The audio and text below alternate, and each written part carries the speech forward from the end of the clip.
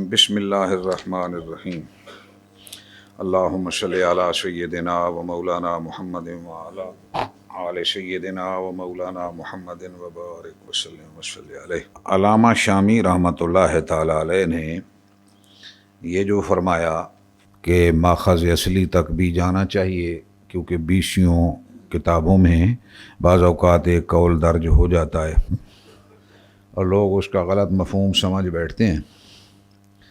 ایک مسئلہ تو میں نے آپ کے سامنے مثال کے طور پہ انہوں نے جو دیا وہ میں نے بیان کر دیا کہ اجارہ علی الطاعات، کہ نیکی کے کاموں کی اجرت لے سکتے ہو یا نہیں، تو اس کا رزلٹ آپ سمجھ گئے کہ انما الاعمال بالنیات، کام رضا الہی کے لیے کرو، نماز، روزہ، تعلیم قرآن، اذان، تقریر، نعت خوانی، سب کچھ رضا الہی کے لیے ہونا چاہیے بندہ مومن کا۔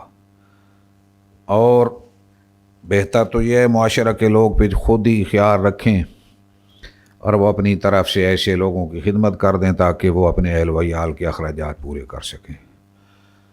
ایک طریقہ یہ ہے کہ 50-50 کر لیں، جتنا وقت آپ کے پاس ہے آدھا وقت اشاعت تبلیغ دین اور اشاعت دین کے لیے، آدھا اپنے اہل و عیال کے نفقہ کے لیے کچھ تنخواہ مقرر کر لیں تاکہ وہ پورا ہوتا رہے آپ کا دوسرا جو واجب ہے نفقہ والا۔ تو نیت کی اصلاح اصل مقصود ہے، اللہ تعالیٰ پورا فرمائے گا۔ صرف قرات پیسے لے کر کرنا یا کوئی بھی دینی کام ہے پھر بدل تو یہاں اس نے وصول کر لیا تو اللہ کریم بھی دیکھ رہا ہے، تو جو اجر مقصود تھا کہیں اس سے معروم نہ ہو جائے، ہر وقت بندہ معافی طلب کرے۔ دوسرا مسئلہ بڑا سیریس، اہم، حساس موضوع ہے۔ علامہ شامی رحمۃ اللہ نے جہاں بیان فرمایا وَمِنْ ذَلِكَ مَسْأَلَةُ عَدْمِ قبول توبۃ الصابِ للجناب الرفیع صلی اللہ علیہ وآلہ وسلم، یہ مسئلہ ہے کہ گستاخ رسول کی سزا کیا ہے، کیا اس کی توبہ قبول ہوگی یا نہیں، حکام کے ہاں، قاضی کے ہاں اسے معافی ملے گی یا نہیں۔ تو یہ حساس موضوع ہے، اس پہ بہت سارے خطابات، تقاریر، آیات و احادیث آپ سن چکے ہیں کہ جو اللہ رب العزت اور اس کے محبوب کو ایذا دیتے ہیں تو ان پہ لعنت ہے، ملعون ہیں۔ اور یہ متفق علیہ مسئلہ ہے کہ انبیاء میں سے، رسول میں سے کسی رسول اور نبی کی گستاخی، توہین یا شان میں تنقیص کا پہلو، یہ ساری چیزیں انسان کو مرتد بنا دیتی ہیں، خواہ پہلے سے کافر ہو یا نیا کوئی کلمہ پڑھنے والا مرتد ہوا ہو، سب کی سزا کیا ہے؟ وہ قتل ہے۔ حاکم وقت ان کو قتل کر دے تاکہ یہ آئندہ جراثیم پھیلنے ہی نہ پائیں۔ ایسے موذی شخص سے زمین کو پاک کرنا چاہیے۔ اب ہمارے قانون میں، پاکستان میں 298 میں ہمارے پیارے آقا و مولا صلی اللہ علیہ وسلم کی شان میں تنقیص کرنے والا، آپ کی گستاخی کا ارتکاب کرنے والا، اس کی سزا بھی قتل ہے۔ پریشانی کی ایک بات ہے، اور ڈاکٹر صاحب سے بھی رات گفتگو ہوتی رہی، دیگر انبیاء کا تذکرہ ہمارے آئین میں نہیں ہے۔ یہ مسئلہ کوشش میں ہم ہیں، اللہ کرے اس کو کہیں صحیح کروا لیں۔ دیگر انبیاء کی توہین کا کوئی جملہ ہمارے آئین میں نہیں بیان ہوا کہ اس کی سزا بھی یہی ہے۔ اب اس میں اگر ایک آدمی توہین کا ارتکاب کرتا ہے اور اس کے بعد توبہ کر لیتا ہے تو کیا قاضی اس کو معاف کرے یا نہیں؟ اللہ کی جناب میں جائے گا، وہ مالک کی مرضی ہے جو فیصلہ فرمائے، لیکن اندر ناس کیا قاضی اور عدالت اس کی توبہ قبول کرے یا نہ کرے؟ اس بارے میں بہت سارے فقہا، شافعیہ، دیگر، ان کی رائے یہ ہے کہ اس کی قاضی توبہ قبول کوئی نہ کرے، اس کو قتل کر دے۔ البتہ امام ابو حنیفہ رحمۃ اللہ تعالیٰ علیہ کا موقف یہ ہے کہ اگر وہ توبہ طائب ہو گیا تو اس کی توبہ قاضی قبول کر لے۔ اس میں ہمارے متقدمین کا نقطہ نظر تو یہی تھا، لیکن صاحب فتاوی بزازیہ انہوں نے الصارم المسلول از علامہ ابن تیمیہ ان کے حوالے سے بھی، اور اسی طرح قاضی ایاز مالکی کی الشفا، ان کا نقطہ نظر حنفی کتب میں درج کیا کہ معافی نہیں دی جائے گی۔ تو غیرت ایمانی صاحب بزازیہ کی کچھ اور علماء نے بھی ان کا ساتھ دیا، حتیٰ کہ صاحب فتح القدیر وہ بھی اسی طرف مائل ہوئے۔ علامہ شامی رحمۃ اللہ علیہ نے اس پہ ایک پورا رسالہ تحریر کیا، اس کا نام ہے تنبیہ الولات۔ اب وہ رسالہ انہوں نے ان کی تصنیف رسائل ابن عابدین اس میں موجود ہے، بڑا طویل ہے۔ تو یہ میں نے لیپ ٹاپ پہ وہ عبارت منگوا لی ہے، ہم نے اپنے دارالعلوم بیرا شریف سے جو فتاوی اپنے استاد محترم کے شائع کی ہیں، اس میں بھی میں نے حاشیے میں لکھوایا تھا۔ تو میں نے اس پہ کافی مطالعہ کیا، تنبیہ الولات پہ۔ علامہ شامی رحمۃ اللہ علیہ نے بھی انتہائی محتاط الفاظ استعمال کیے، ڈرتے ڈرتے مفہوم بھی نکالا، کیونکہ بڑا حساس موضوع ہے۔ آپ کہتے تھے کہ کوئی شک نہیں، غیرت ایمانی تو یہی چاہتی ہے کہ ایسے بندے کو معافی نہیں ملنی چاہیے، لیکن چونکہ متقدمین فقہائے احناف کا نقطہ نظر اور امام ابو حنیفہ کا نقطہ نظر ہے کہ اگر وہ بندہ سچے دل سے توبہ طائب ہو گیا تو قاضی اس کو معافی دے سکتا ہے، دے دے۔ اب یہاں جو رزلٹ والی بات میں بیان کرنا چاہتا ہوں، جو نتیجہ تاحال میں نے اخذ کیا ہوا ہے وہ کیا ہے، اور بڑا مناسب ہے کہ علامہ شامی رحمۃ اللہ علیہ نے تنبیہ الولات میں ایک درد دل رکھنے والے حاکم اسلام سلیمان خان، ان کا نقطہ نظر لکھا کہ اس نے اپنے دور میں جو قانون جاری کیا وہ بڑا پسندیدہ ہے۔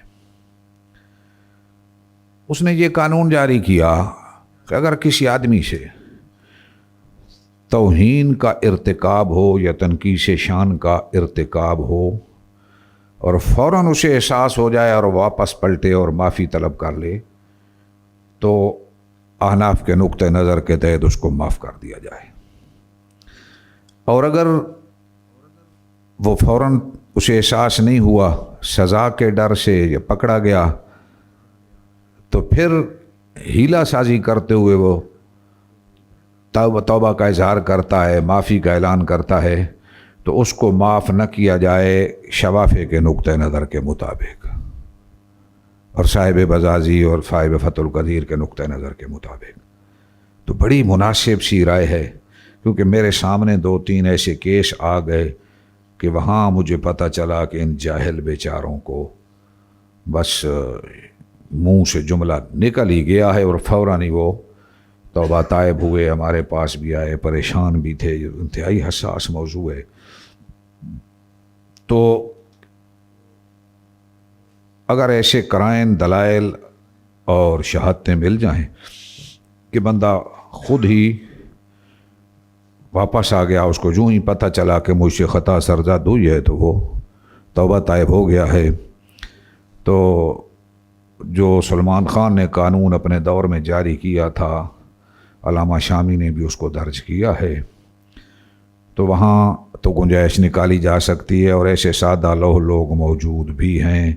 میرے سامنے بھی تقریباً 2 واقعات ایسے آئے ہیں، بہت پشیمان تھے، بڑے پریشان تھے، وہ لمبی تفصیل ہے، وہ واقعہ میں اب بیان نہیں کر سکتا۔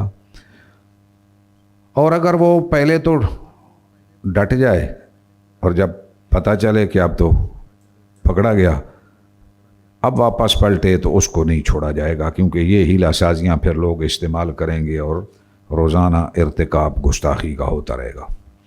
یہاں علامہ شامی رحمۃ اللہ علیہ اس بات کی طرف توجہ دلا رہے ہیں کہ صاحب بزازی اگرچہ فقہائے احناف میں سے ہیں، بڑا مقام و مرتبہ ہے، لیکن ان سے یہ جملے لکھے گئے تو پھر آگے چلتے چلے گئے، تو لہٰذا اس قسم کی چیزوں پہ آپ اصل مراجع کی طرح بھی ضرور رجوع کیجئے گا، نہ کہ صرف متاخرین کے فتاویٰ کو پیش نظر رکھو گے۔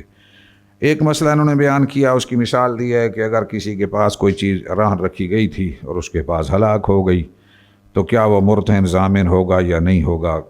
گواہ اگر آ گئے کہ مرتہن جو ہے واقعی اس کے پاس چیز جو ہے ضائع ہو گئی ہے تو وہ ضمان دے گا کہ نہیں؟ تو ہمارا نقطہ نظر تو یہی تھا احناف کا کہ وہ ضامن ہوگا، لیکن اس کے اوپر پھر لمبی چوڑی ابحاث موجود ہیں کہ وہ چیز کیسی تھی، چرائی جانے والی چیز تھی یا چرائی جانے والی چیز نہ تھی، تو کیا ہوگا؟ تو اس پہ اپنا نقطہ نظر تو بیان کرتے ہیں کہ ہمارا نقطہ نظر یہ ہے مذہبنا دمان بالعقل من قیمت و من الدین بلا فرق بین ثبوت الہلاک ببرہان و بدونہ۔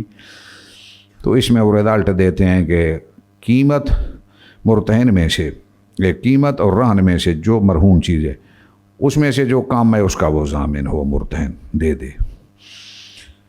پھر اس کے اندر لمبی چوڑی وضاحت کرنے کے بعد بھی یہی نتیجہ نکالتے ہیں کہ آپ اپنے اصول کی طرف ضرور متوجہ آپ کا ہونا ضروری ہے۔ پھر ایک جملہ یہ بھی لکھتے ہیں لا بد من التفقہ لدی استاذ ماہر، کہ ایک ماہر استاذ کے پاس اکتساب فیض کرنا ضروری ہے۔ گتھیاں سلجھانے کے لیے کسی کے سامنے زانوے تلمذ اختیار کرنا ہوگا، اکتساب فیض کرنا ہوگا۔ خود پڑھ کے آدمی تھیوریاں پڑھ کے اس نتیجے پہ نہیں پہنچتا۔ تو آپ بھی یہ چیزیں نشین فرما لیجئے کہ جتنا فائدہ آپ کو تمرینات میں ہوگا، اسائنمنٹ لکھنے میں ہوگا، سوال آپ کو دیے جائیں ان کے جوابات میں ہوگا نا، اور کچھ عرصہ آپ کسی استاد سے اکتساب فیض کرتے رہیں، روزمرہ جو واقعات درپیش ہوتے ہیں، لوگوں کے بیان لینا، پھر لکھنا، پھر اس میں جرح کرنا، سچ اور جھوٹ کے نتیجے تک پہنچنا، یہ چیزیں بڑی ضروری ہیں۔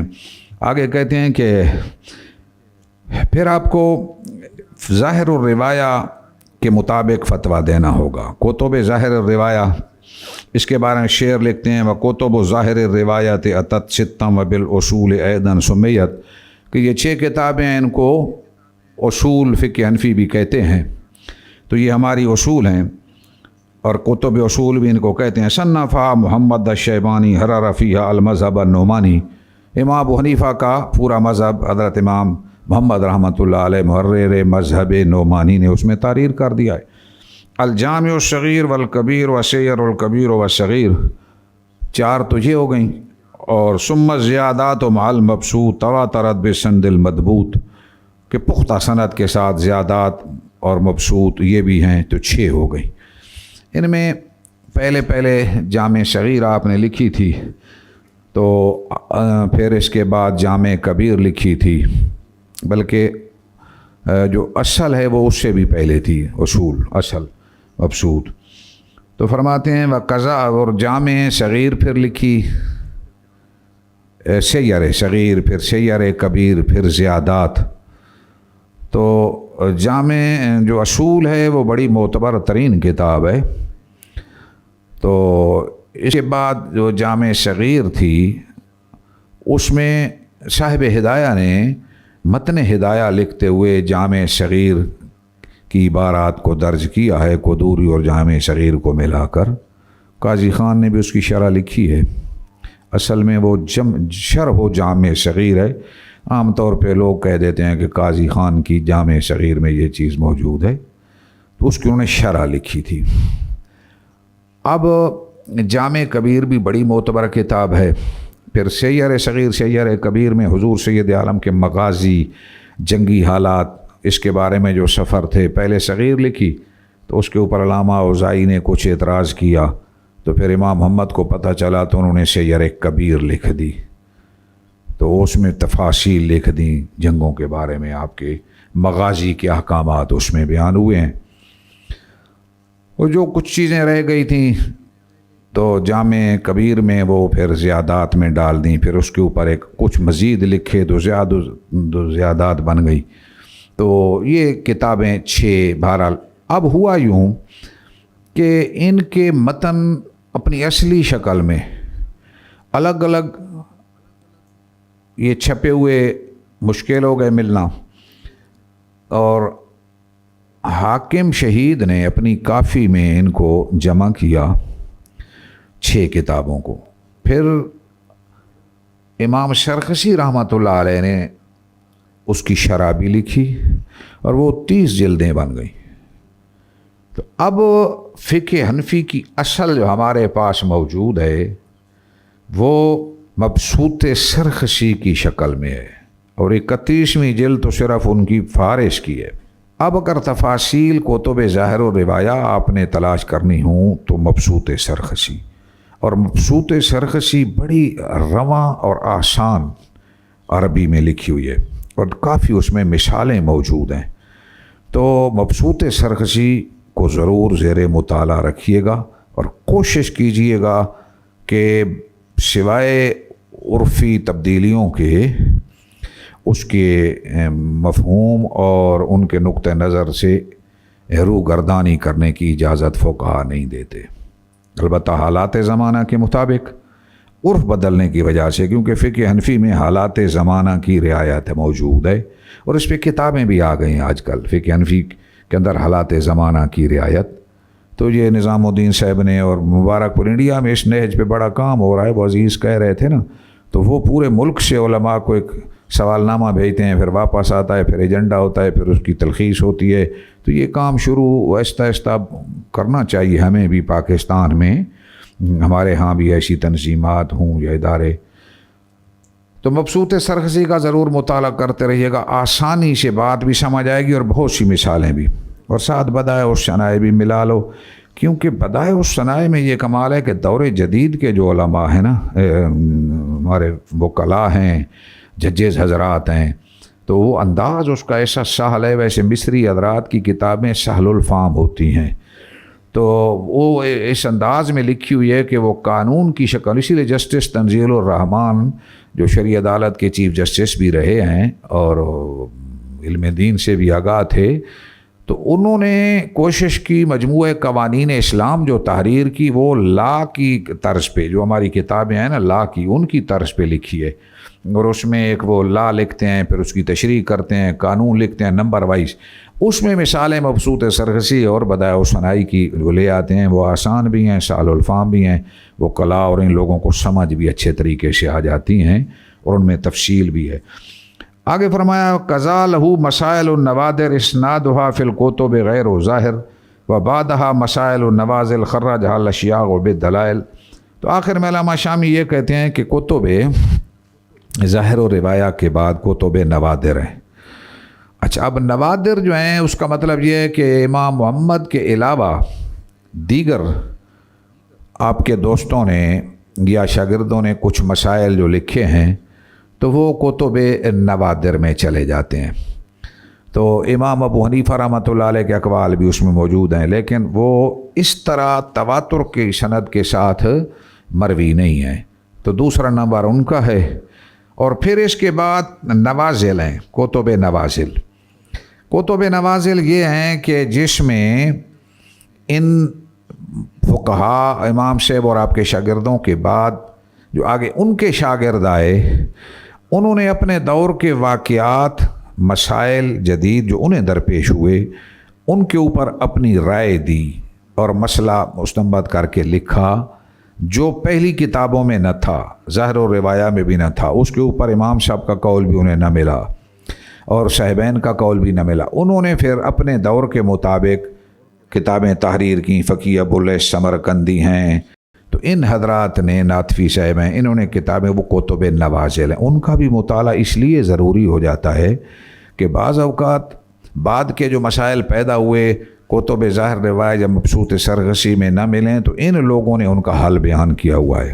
ان کے اندر اللہ کریم نے یہ پاور دی رکھی تھی کہ نوازل میں ان کو حل کیا گیا۔ تو یہ فرماتے ہیں کہ ہمارے مشائخ نے ان کو لکھا ہے، تو آپ پھر اس کے بعد نمبر ہے نوازل کا، تو اسی ترتیب پہ پھر آگے انہوں نے یہ لکھ دیا کہ مسائل الاصول نمبر 1 جو ان 6 کتابوں میں ہے، اور نمبر 2 مسائل النوادر۔ وہ کون سی کتابیں ہیں نوادر کی؟ وہ ہیں کہ ان میں امام محمد کے اقوال بھی ہیں، امام ابو یوسف کے بھی ہیں، لیکن وہ اس طرح تواتر کے ساتھ امام صاحب سے مروی نہیں، اور انہوں نے ان کتابوں 6 میں نہیں لکھا، دوسریوں میں ان کے نام بھی انہوں نے درج کیے ہیں۔ فرماتے ہیں ان میں کیشانیات ہیں، ہارونیات ہیں، جرجانیات ہیں، رقیات ہیں۔ تو یہ وہ کتابیں ہیں جن کے اندر ایک کیشانی تھے شاگرد امام محمد کے، انہوں نے کچھ اقوال ان کے جمع کیے، اور ہارون الرشید کو درپیش مسائل اور ان کے دور میں لکھے گئے ہارونیات کہلاتے ہیں۔ جرجانی ایک شاگرد تھے، انہوں نے ابو سلیمان، نہ یہ جرجانی تھے، جو جرجانی الگ ہیں، اور ایک شعر تھا رکا، اس میں آپ نے جو لکھے مسائل و رقیات ہیں، یہ ایک یعنی ان 6 کتابوں سے ہٹ کے بقیہ کتابیں۔ تو اب اس میں یہ چیزیں لکھتے ہیں کہ تیسرا مسئلہ نوازل یعنی فتاوی والواقعات بھی انہیں کہتے ہیں۔ تو مسائل الاصول، مسائل النوادر، مسائل النوازل، 3 قسم کے کتب کے طبقات آپ کے سامنے پیش کر دیے گئے۔ تو یہ ہمارے احناف کا طریقہ کار تھا۔ تو پھر اس کے بعد یعنی قاضی خان آئے، اور اب انہوں نے یہ کیا کہ یہ جتنی کتابیں تھیں نا متاخرین کی، ان میں مسائل یعنی مختلط تھے، الگ الگ نہیں تھے۔ تو قاضی خان اور صاحب خلاصۃ الفتاوی نے ان کو جمع تو کیا لیکن ترتیب نہ دی۔ پھر آئے حضرت ردی الدین یعنی علامہ سرخسی، انہوں نے محیط سرخسی لکھی، وہ تو تھی نا مبسوط سرخسی، یہ الگ ہے۔ تو فَإِنَّهُ ذَكَرَ اولا مسائل الوصول ثم النوادر ثم الفتاوی وَالنِّعْمَ مَا فَعَلَ۔ علامہ شامی کہتے ہیں انہوں نے ترتیب سے لکھے، تو پہلے مسائل کیا اصول کے، پھر نوادر کے، پھر فتاوی نوازل کے، تو بڑا اچھا کام یہ کیا ہے۔ تو اب اس میں جو مبسوط ہے اس کے کئی نسخے موجود ہیں امام محمد کی کتابوں کے، جو آگے یعنی مذہب نعمانی جو ہم تک پہنچا، تو اس میں امام محمد کی جو آگے روایات کو پہنچایا، تو سب سے اظہر وہاں مبسوط و ابی سلیمان الجوزجانی، یہ امام محمد کے شاگرد تھے۔ تو انہوں نے یہ کیا، اور باقی بھی بہت سارے لوگوں نے شروحات لکھی ہیں، مبسوط کبیر بھی ہے، اور شمس المعلمانی وغیرہ کی ہیں، اور مبسوطات بہت ساری ہماری درج کر دی گئیں، اور قاضی مختلف کتابوں کی مختلف شروحات لکھی، قاضی خان نے جامع صغیر کی لکھ دی۔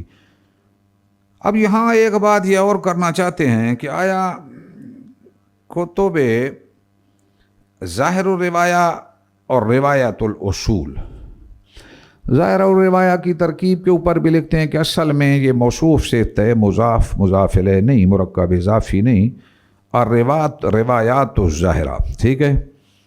تو لیکن اس کو قلب کر کے یوں بیان کر دیا گیا، تو عظیم الجثہ جا الجسم و عظیم، تو اس طرح کے لفظ جس طرح مرکب توصیفی کے انداز میں یہ اضافی میں بیان کر دے، تو یہ کہتے ہیں کہ کیا یہ ایک چیزیں، تو یہاں ایک نقطہ انہوں نے لکھا کہ وَمِنْ هُنَا ظَهَرَ أَنَّ مُرَادَ کلام امام سرخسی صاحب محیط من ظاہر روایت الحسن عن ابی حنیفہ، وہ اس طرف بات کو لے گا۔ تو یہاں کہتے ہیں کہ ان کا نقطہ نظر تو یہ ہے کہ یہاں ظاہر و روایہ اور روایت الاصول میں کچھ فرق ہے، اور یہی فرق انہوں نے ظاہر کیا ہے کہ روایات اصول سے مراد یعنی المراد من الاصول مبسوط، جامع صغیر، جامع کبیر، زیادات سے یر کبیر، ولیس فیہ روایت الحسن، ان میں حضرت امام حسن بن زیاد امام ابو حنیفہ کے شاگرد نمبر 4 مشہور جو شاگرد ہیں، امام ابو یوسف، امام محمد،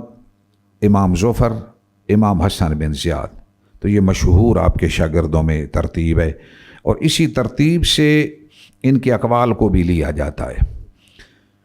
تو اب اس طریقے پہ روایات نوادر جو ہے کبھی ظاہر ہوتی ہے کبھی نہیں ہوتی ہے، تو یہ ساری بات انہوں نے یہاں بیان کر دی۔ اب یہاں کہتے ہیں کہ وشتہر المبسوط بالاصل و ذال سب کے ہی ستہ تصنیفاً کدا، امام محمد کی جو مبسوط یا اصل ہے، مبسوط امام محمد فقہ حنفی میں تحریر ہونے والی پہلی کتاب جو امام محمد نے لکھی، کیا نام ہے؟ کوئی آپ سے سوال کر دے، اصل میں یہ چھوٹے چھوٹے کوئز پروگرام ہوتے نا فقہ کے اوپر، تو اس طرح چیزیں ازبر ہو جاتی طلباء کو، تو کبھی کبھی یہ بھی کوئی پروگرام جہاں کہیں بھی ممکن ہوئے تو ایسے سوال، نحو، صرف، ترکیب، صیغہ، یہ ہمارے فقہ، اصول فقہ، اگر یہ کوئز پروگرام ہوتے رہے نا حفلہ جات میں، پروگرام بزم ادب جو یہاں ہوتے ہیں تقاریری مقابلے، ان میں کوئی نہ کوئی یہ ایک پروگرام رکھ دیا تو اس کے اوپر نا چھوٹے چھوٹے سوال تیار ہوں گے، مستعد رہیں گے، طلباء ذہن نشین کر لیں گے۔ تو یہ کہتے ہیں کہ پہلی کتاب جو مشہور ہوئی مبسوط، اس کو اصل کہتے ہیں، اور یہ اس لیے کہ یہ 6 کتابوں سے پہلے تصنیف ہوئی، والجامع الصغیر بعدہ فما فی علی الاصل لذا تقدم وآخر 6 تصنیفا ورد السیر الکبیر فول معتمد، آخری سیر کبیر ہے، ٹھیک ہے۔ اور امام اوزاعی نے جب پڑھی تھی تو پھر خاموش ہو گئے، پہلے تو سیر صغیر پہ کچھ اعتراض بھی تھا امام اوزاعی کو، تو امام محمد کو پتہ چلا تو انہوں نے پھر سیر کبیر لے کے حضور کے مغازی پہ نا بڑی جامع کتاب تحریر فرمائی۔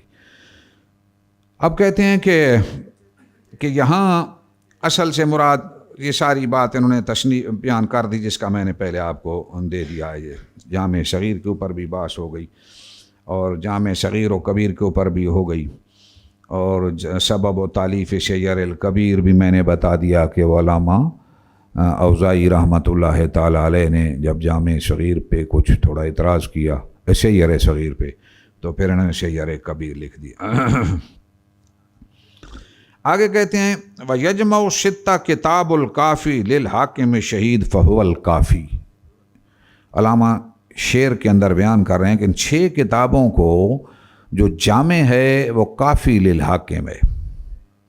کافی کی ایک مختصر اور بھی ہے لیکن اس کو بھی مختصر کہتے ہیں، تو یہاں امام جو ہے حاکم کی وہ جو کافی ہے جس کو مختصر کا نام بھی دیا تھا، اور ایک اور کتاب بھی ان کی مختصر کے نام سے ہے، تو اس کافی میں انہوں نے جمع کیا ان تمام کتابوں کو، اور پھر اس کے اوپر مبسوط سرخسی لکھی گئی۔ تو اب آپ سے کوئی پوچھے بھائی ہاں فقہ حنفی کی بنیاد بتاؤ، تو کیا کہو گے؟ مبسوط سرخسی۔ کیا کہو گے؟ کیونکہ ہمارے پاس اب جامع شکل میں یہ کتاب موجود ہے جو ظاہر و روایہ کے اوپر ان کو جامع ہے، پھر وہ اصدر حقیقت شرح ہے اس کافی للحاکم کی، تو مبسوط سرخسی ہی بنیاد قرار پائے گی، اور اس کے ساتھ ساتھ پھر دیگر کتابیں معاون ہوگی۔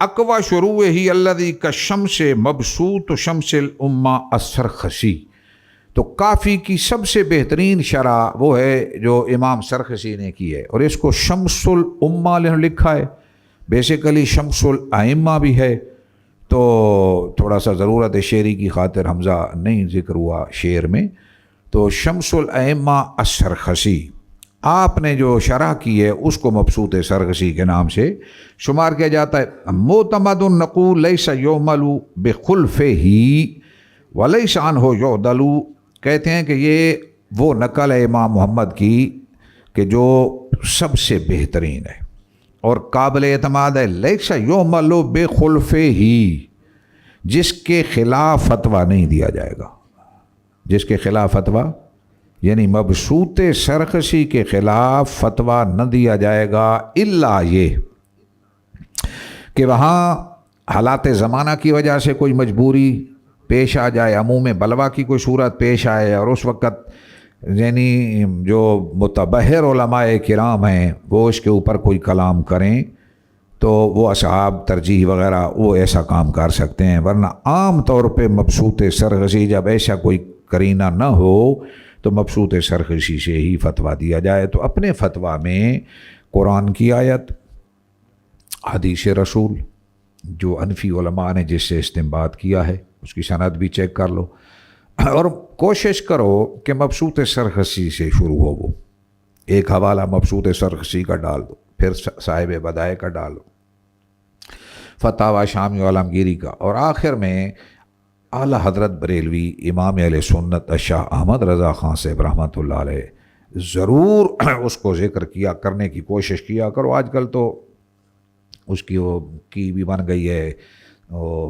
اس کی فارس کی الگ جلد بن گئی ہے، تو بڑا آسان ہو گیا مسئلہ تلاش کرنا اس میں. اعلیٰ حضرت رحمۃ اللہ علیہ کا جب ساتھ حوالہ مل جائے نا، کل بھی تسکین ہو جاتی ہے کہ علامہ شامی کے بعد اس شخص نے کتب کی ورق گردانی کر کے ایک رزلٹ نکال کے ہمارے سامنے رکھا ہے. اور میں مفتی گر اپنے دور میں جن فتاوی جات کو اپنے طلباء کو تجویز کرتا ہوں کہ آپ فتاوی نوریہ اور فتاوی رضویہ کا مطالعہ کیا کرو، یہ مفتی گر فتاوی ہے. اور اگر کسی کو گفٹ دینا ہو تو صرف فہارے سے رضویہ دے دو، ایک جلد، 6000 سے زائد مسائل گویا آپ نے اس کا حکم دے دیا. کم ہی لوگ ہیں جنہوں نے اس انداز میں فہارس لکھی ہیں کہ فہرست میں حکم بیان کر دیا. لوگ یہ تو لکھتے ہیں وضو کا حکم، جی ناکے سے وضو کا حکم، پیپ آ جائے تو اس کا حکم، لیکن اعلیٰ حضرت رحمۃ اللہ علیہ ساتھ حکم بھی بیان کر دیتے ہیں. وضو ٹوٹا ہے کہ نہیں، روزہ ٹوٹا ہے کہ نہیں، یہ حرام ہے کہ حلال ہے، مستحب ہے کہ واجب ہے، ساتھ حکم. یعنی ایک فہارس کا مطالعہ سرسری سفر میں جاتے ہوئے اپنے پاس رکھو، موبائل میں رکھو، صرف اس کو پڑھتے جاؤ، 6000 مسائل آپ لوگوں کو بیان کرنے کے قابل ہو جائیں گے. کمال ہے، یہ آسان کام نہیں ہے. اور میں کہتا ہوں فہرست بھی خود ترتیب دی، ورنہ لوگ بڑی تیزی سے فہرست لکھ دیتے ہیں، کتاب تو کوئی خود آدمی کھپے اور ڈھونڈے بندہ مسئلے نہیں. امام صاحب رحمۃ اللہ علیہ نے یہ کمال کر دکھایا، تو اس لیے اس کا بھی حوالہ کوشش کرو آخری حد تک ضرور ڈال دو. کل بھی تسلی ہو جائے گی کہ آج تک میں نے جو تحقیق کی ہے نا، تو گویا اعلیٰ حضرت رحمۃ اللہ علیہ کی تحقیق بھی اس سے موافقت کرتی ہے. اور علامہ نور اللہ صاحب نعیمی رحمۃ اللہ علیہ ہمارے تقریباً 80 کے عشرے میں 82-83 کو آپ کا یا 84 کو وصال ہوا ہے. اعلیٰ حضرت رحمۃ اللہ علیہ کے بعد میرے مطالعے میں جو برِ صغیر میں شخصیت فقہ پہ دسترس رکھتی ہے وہ حضرت علامہ نور اللہ نعیمی صاحب رحمۃ اللہ علیہ. میں نے بہت ان سے اکتساب فیض کیا. ہمارے مربی و محسن حضرت ضیاء الامت پیر محمد کرم شاہ صاحب رحمۃ اللہ علیہ بھی فتاوی نوریہ کو بڑا پسند فرماتے تھے. تو فتاوی نوریہ کا مطالعہ ضرور کیجئے گا. اور ان کا ایک ڈھب اور پسندیدہ ہے فتاوی نوریہ کا. 10 کتابوں کا مطالعہ کیا، ان میں نام لکھتے چلے جائیں گے. کتابوں کے آخر میں کہیں گے وَالنَّظْمُ مِنَ الدُّرِّ وَالنَّظْمُ مِنَ الشامی وَالنَّظْمُ مِنَ الْمَبْسُوط. یعنی عبارت ایک کی لکھیں گے، اختصار اور جامعیت کو یوں جمع کرتے ہیں، یہ ان کا تو امتیاز ہے. نام لکھ دیے سب کے، آخر میں لکھ دیا وَالنَّظْمُ مِنَ الدُّرِّ، یعنی عبارت جو میں لکھ رہا ہوں یہ در مختار کی اور فلاں فلاں فلاں فلاں کتابوں میں یہ مسئلہ موجود ہے. اس میں طوالت نہیں ہوتی. تو یہ چیز ہے. اور حاشیے میں پھر اگر اس دور میں ڈالے جائیں تو دیگر بھی حوالہ جات حاشیے میں ڈال دیے جائیں. آج تو آسانی ہے، نیٹ کا دور ہے، شوکو و شبہات میں مبتلا نہیں ہوں گے. لیکن ان کی کوشش یہ ہوتی ہے کہ حوالہ عربی کا ایک شخصیت کا لکھ دیتے ہیں، علامہ نور اللہ نعیمی سے. تو کوئی بھی کتاب ایسی نہیں جس میں کوئی نہ کوئی خامی نہ ہو. جس طرح امام شافعی رحمۃ اللہ علیہ نے اپنی کتاب لکھی رسالہ، تو بار بار پڑھی تو ہر دفعہ کوئی غلطی نکل آتی تھی. آخر میں رکھ دیا کہ غلطی سے پاک تو فقط ایک کتاب ہے اور وہ کتاب اللہ ہے.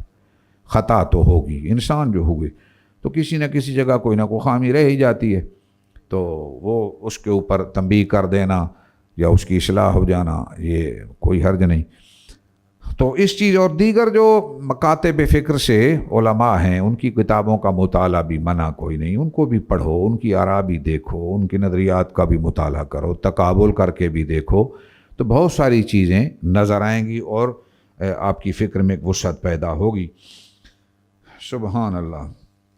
کہتے ہیں علیک بمبسوط سرغشی انہ هو البحر والدر الفرید و مسائل، کہ تیرے اوپر مبسوط سرغشی کا پڑھنا ضروری ہے. یہ ایک سمندر ہے اور یہ ایک چنا ہوا موتی ہے، اس کے مسئلے جو ہیں لا تعتمد الا علیہ فإنہ یجاب بإعطاء الرغائب سائلہ، کہ اس سے جو سوال کرتا ہے نا اس کو عطیات مل ہی جاتے ہیں، اس کو نعمتیں مل جاتی ہیں. تو گویا سرخشی کی مبسوط میں تمہیں یہ چیزیں مل جائیں گی۔ تو مبسوطات حنفیہ کی اور بھی بہت ساری ہیں۔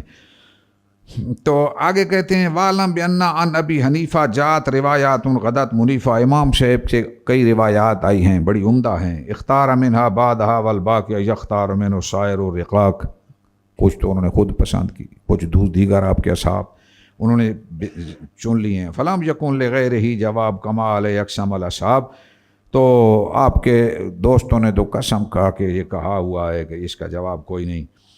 اب اگلا جو ٹائٹل انہوں نے دیا ہے وہ بیان کرنا چاہتے ہیں کہ کیا کیا جائے، العمل عند وجود القولین لمجتہد فی المذہب و متفقہ و عامی۔ اب کہتے ہیں کہ ایک طرف مجتہد، بیسیکلی مفتی وہ ہے جو مجتہد ہو، آپ سب جانتے ہیں علماء نے یہی لکھا، فتویٰ دینے کا شرعی اختیار تو مجتہد کو ہے، لیکن جو درجہ اجتہاد کو نہ پہنچا وہ کیا کرے، تو اس کے بارے میں یہی لکھا کسی مجتہد کے اقوال کو دیکھے، پھر اصحاب ترجیح کے اقوال کو دیکھے، پھر جس کو انہوں نے راجح کیا اس کو لے، اور اگر کوئی قول نہ مل سکتا ہو تو پھر اللہ رب العزت کی رضا کو پیش نظر رکھتے ہوئے خود مطالعہ شروع کرے، اور اپنے حالات زمانہ کو پیش نظر رکھتے ہوئے علماء سے مشاورت کے بعد کوئی رائے قائم کر کے لوگوں کو دے۔ ایسے نہیں چھوڑنا چاہیے کہ کہو جی ہمارے اسلام میں اس کا جواب کوئی نہیں، نعوذ باللہ من ذالک، تو یہ بہت بڑا اعتراض ہوگا۔ یہ ایسا نہیں ہوتا، محنت کرنے سے، علماء سے مشاورت سے یقیناً کسی نتیجے تک آدمی پہنچ کے خلق خدا کو کوئی جواب دینے کی کوشش کرے۔ وہ کل کے موضوع میں کچھ میں وہ عرف میں باتیں رکھوں گا۔ اچھا، اب یہ چیزیں تو ان حضرات کی طرف سے آ گئیں۔ اب میں تھوڑی سی چیزیں یہ بیان کرنا چاہتا ہوں۔ جو دوسرا سوال اس میں ہے نا اس محفل کے بارے میں، وہ یہ تھا کہ قواعد تصحیح، قواعد ترجیح عند تعارض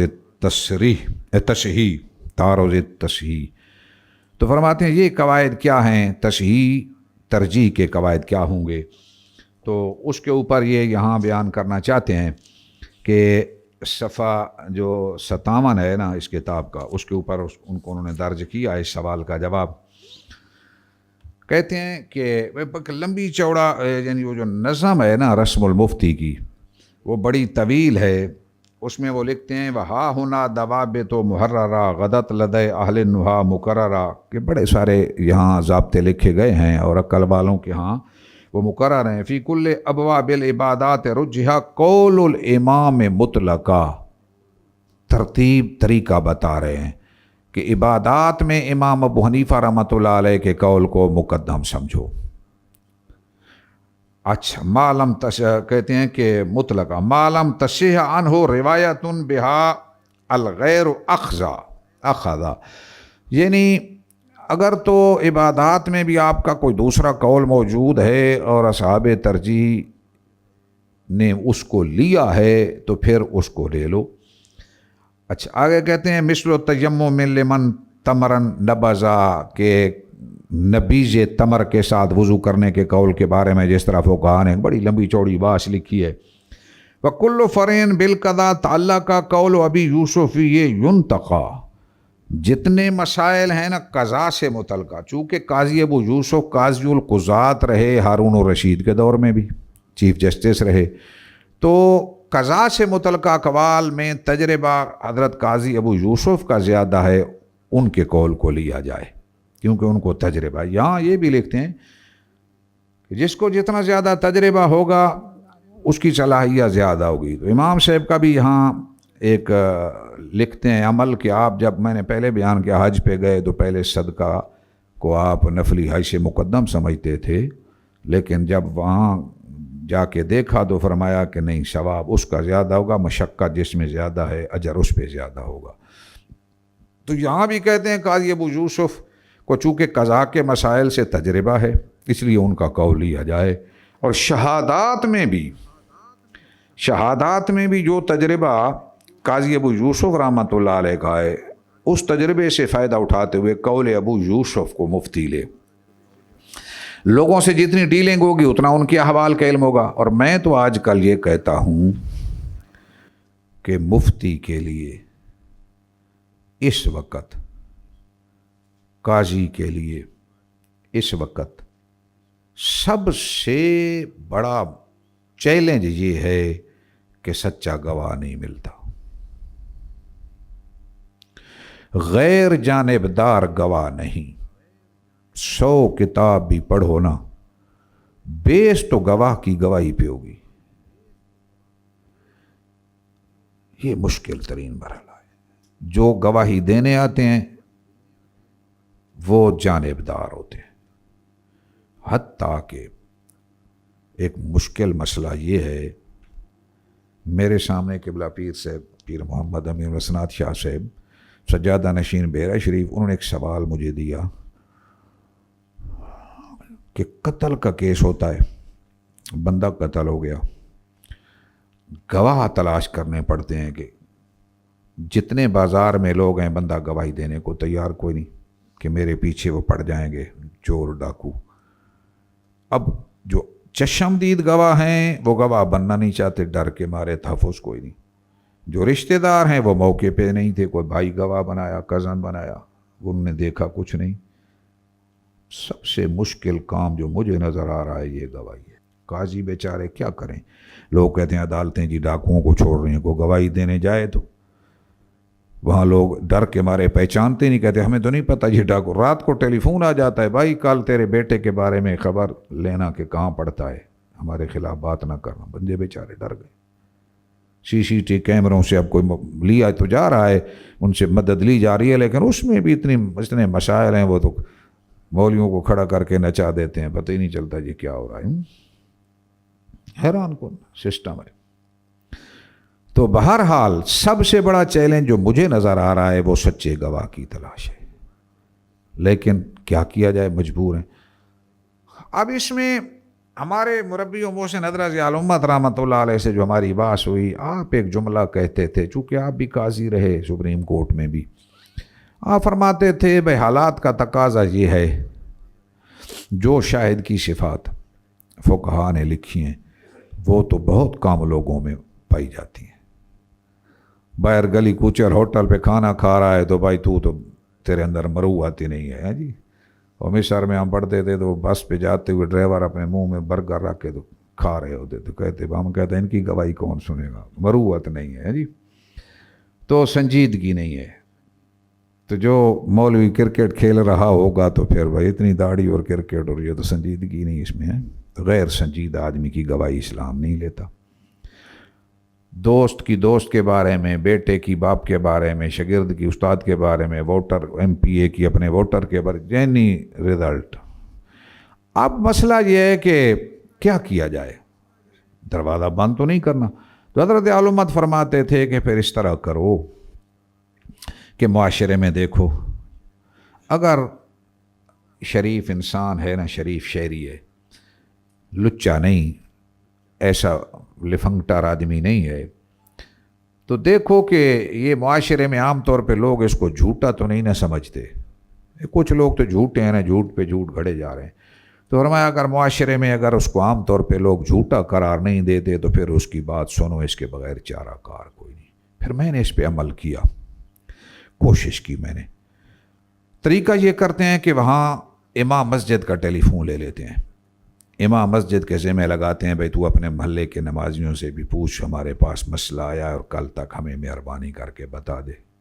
یہ تزکیۃ و شہود کی ایک شکل ہم نے نکالی ہے اس دور میں، اختیار تو ہے کوئی نہ۔